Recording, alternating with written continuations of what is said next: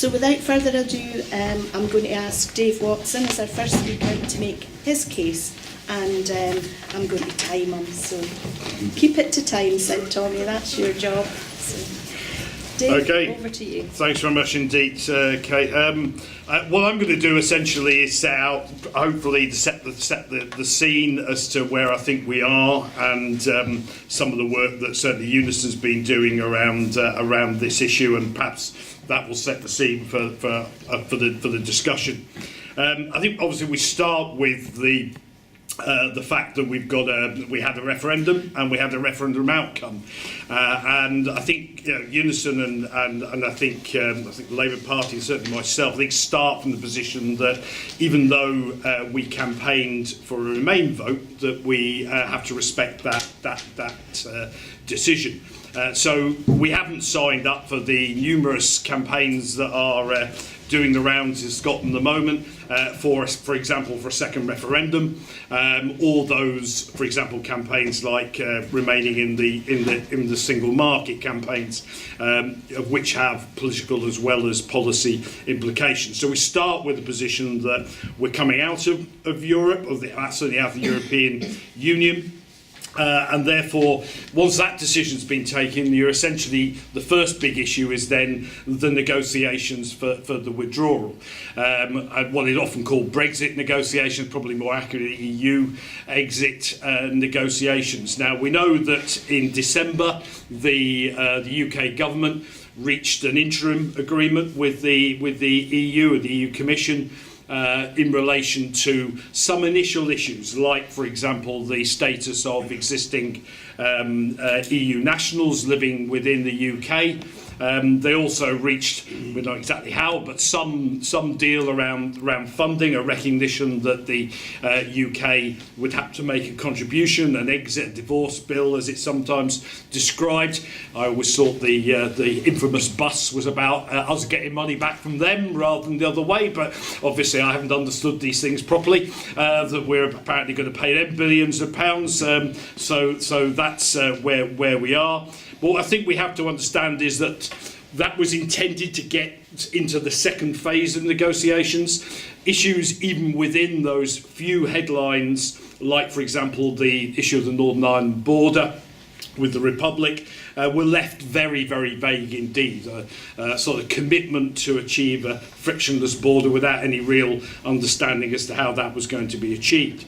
So that got them to the second stage, and then that was supposed to mean a year of intense negotiations up to when we actually come out of the EU next year. But very quickly it was obvious that the UK government was ill prepared for those negotiations. I often think when you listen to UK government ministers that they would benefit from going on a Unison shop stewards course to teach them how to negotiate, because all the mistakes, I mean, frankly, it was one of my branches had described their negotiation strategy. I would be past the building language and the encouragement stage, and I'd be at the what the fuck stage at this stage of one of my branches in terms of that type of negotiation. So that's where we are. So the result of all that is that instead of having a 2-year implementation period for the agreement, we've essentially got 2 more years of negotiation on top of whatever's left of this year as well. So none of that's going to move terribly fast either. The UK government has, under some pressure, published its own impact assessments. You can make what you want of them. They seem to me to be pretty light. I'm a lawyer, not an economist, but it certainly seems to me that a lot of people are publishing economic models. The strength of many of them, I think, is at least doubtful. Largely because no one's really been in this position before, and it's therefore very difficult to build in the normal assumptions you would to those models. But nonetheless, it's been published. We've also had the EU, which has been generally pretty upfront with what it wants at each stage. It's published its positions. I thought, for example, the EU's positions on migration were pretty sensible and frankly should have been grabbed by the UK government, but they weren't. They've now published a more detailed withdrawal agreement.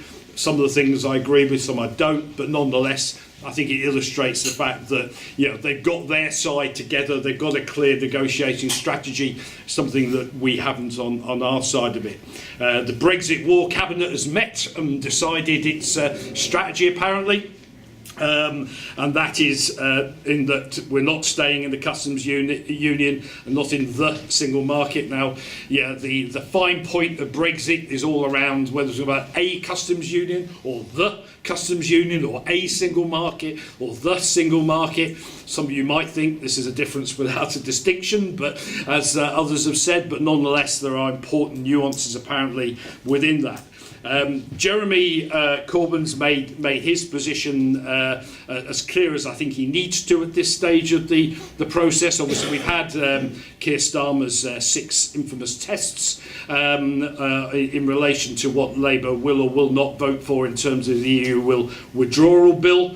And then we have Jeremy's speech, which essentially said that he would support a customs union, essentially frictionless trade, but he had reservations about the single market and particularly talked about a strong relationship with the single market. Now, obviously where we are, my own view is that, and Unison broadly welcomed that speech. We haven't said that we have to stay in the customs union or the single market. We're certainly in favour of frictionless trade, but certainly in relation to the single market, we have reservations. So I think those are the sort of areas of difference. Areas of problems we have with the single market. I'll touch on those in a minute. Then you get into the issue of devolution. And as you know, there's another set of negotiations. That's between the UK government and the Scottish government and the Welsh government, and that's in an attempt to reach agreement. Now, the reason that there's an issue there is that under the Scotland Act and under the Wales Act, that essentially there are powers which are already devolved to those parliaments, and that includes in certainly Scotland's case, that includes a number of the areas of responsibility for which there are additional powers coming to us or coming to the UK in relation to Europe.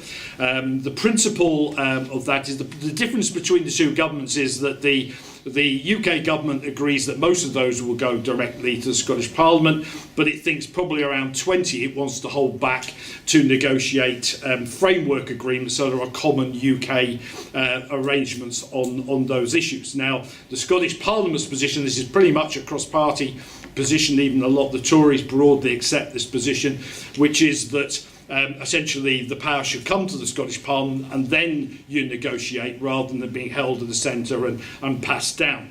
And the principle behind that is what's often known as the juror amendment. For those of you who remember back in the late 90s when these things were being negotiated, Donald put in very much the last stage in the Scotland Act, a provision that everything is devolved to the Scottish Parliament except those matters which are specifically reserved in Schedule 5 of the Scotland Act 1998. So on that basis, and we're very supportive of that position, the Scottish Government has tried to protect that position by publishing its own continuity bill, as it's known, technically EU withdrawal brackets continuity Scotland bill, but it's essentially doing that. So the UK government's got the option of passing its bill without the Scottish and Welsh bits and then leaving it to those parliaments to do so.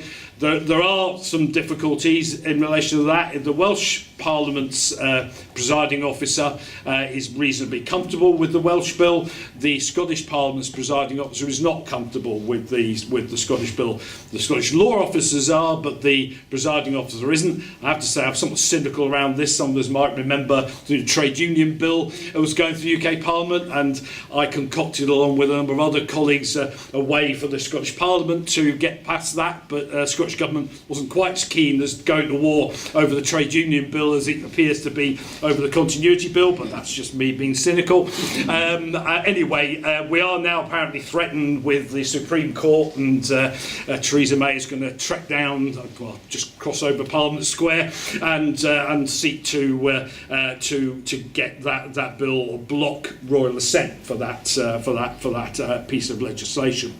The Scottish Government takes a pretty gung-ho view in favour of keeping as close to Europe as it can in these negotiations. It's in favour of the customs union and the single market. It's published a thing called the Single Market Study, which has lots of the same economic models, which tells us it's all doom and gloom when we leave. It may well be, but again, I think you do have to question some of the economic models. The other thing which, frankly, I think we have great difficulty with is that it's gushing about aspects of Europe that we've been pretty critical of. For example, they think the Services Directive is wonderful and is going to create major economic opportunities.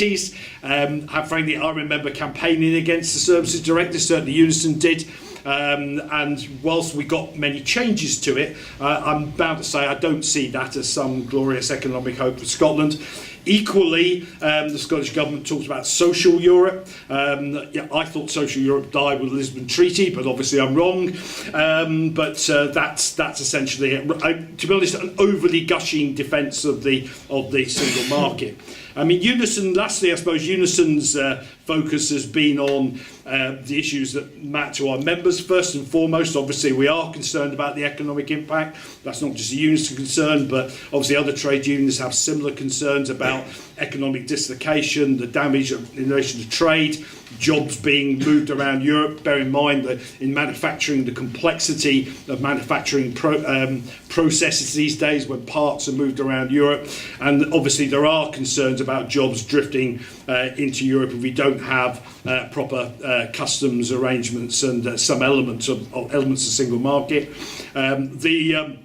Unison's probably big focus, however, has been on migration. Our first job of a trade union is to protect its members, and we have about 5,000 EU national members in Scotland, about 60,000 across the UK. So our first job is to protect them. There are elements of that in the initial deal. But we're also concerned about migration going forward in relation to particular industry areas. For us, it's health and social care. Large numbers. We need something like 60,000 additional care workers in Scotland by 2022. There is no possibility of those jobs being found from the indigenous population. So migration is an important part, not just keeping those workers already here, but also encouraging additional people to come as well. So those are our concerns. We're also obviously concerned about the EU withdrawal bill and the impact on a range of protections which currently exist in European law, such as all the various workers' rights and other provisions in there, and obviously are concerned that there's a deregulation drive, certainly by the hardline Brexiteers who will wish to take advantage of that. So I think those are our areas. I think some of the areas of disagreement. Sorry, the other thing I need to mention is the trade bill. The UK trade bill's come through. We've got Liam Fox trekking around the world trying to negotiate trade deals with anyone that'll have us. And clearly that is a concern to us because trade bills these days are not about tariff barriers as they used to be. They're largely about deregulation.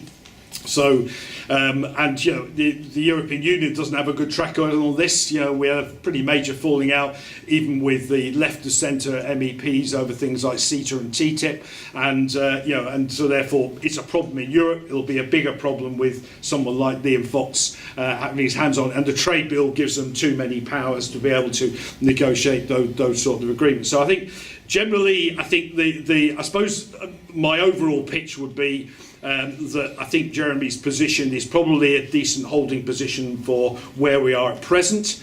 I don't think it's necessarily the final position. I think some of the issues that we will have to deal with, certainly all the trade unions will not want trade barriers in the sense of either bureaucracy or in terms of tariffs, because that will have an impact on jobs. But equally, we have reservations about single Europe, particularly in relation, in my case, a lot of work around procurement is a big issue. State aid has been an issue for Unison in terms of the single market, and a number of other areas. Obviously, free movement we have less of a problem with, but those are difficult areas for us with the single market. So it's by no means a perfect beast. I suspect the problem will come, is it possible to negotiate a deal which has, you know, many of the benefits of those trade arrangements, but don't come with the downside of those arrangements. The big one, of course, is also in relation to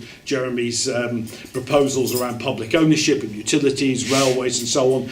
Yes, of course, there are public operators right across Europe. We have one of them running the trains in Scotland, for example, which I think is bizarre, but there we go. So I think there are those arrangements, but I think what we know is that if you want to do that in Europe, you do it within a competitive framework. It's not about a monopoly, a state monopoly, essentially, and a social approach to the provision of those services. So I think that's our reservations about single market. I suspect the problem will be is, can we do a deal which keeps the benefits of trade, doesn't dislocate trading partners? Can we do that, and yet on the other hand, you know, get away from some of the worst aspects of the single market, so that we can do the radical things that we want to do as socialists, whereas at the same time to deal with some of the constraints that the single market has placed upon us. So I'll stop there in 18 minutes, and I'll do the next 2 hours later. Yeah.